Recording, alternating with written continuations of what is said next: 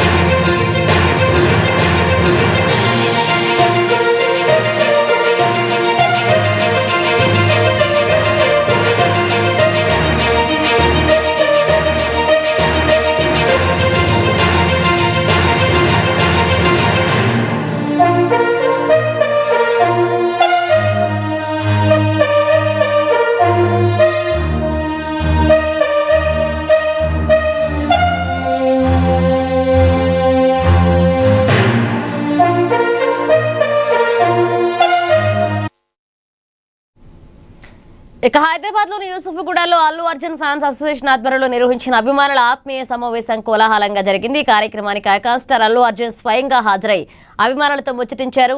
ఈ సందర్భంగా సోషల్ మీడియాలో జరుగుతున్న నెగటివిటీ, అనవసరపు వివాదాల గురించి ప్రస్తావిస్తూ ఆయన అభిమానులకు పలు కీలక సూచనలు చేశారు. సోషల్ మీడియాలో సాగే దుష్ప్రచారాలు, నెగిటివ్ కామెంట్లను పట్టించుకోవద్దన్నారు. మీకు ఎవరైనా నచ్చకపోతే సింపుల్ గా వాళ్లను వదిలేయండి, అంతేకాని పదే పదే వాళ్లను ట్రోల్ చేయడం, వాళ్లపై ద్వేషాన్ని పెంచుకోవడం వంటివి ఏమాత్రం మంచిది కాదు అన్నారు.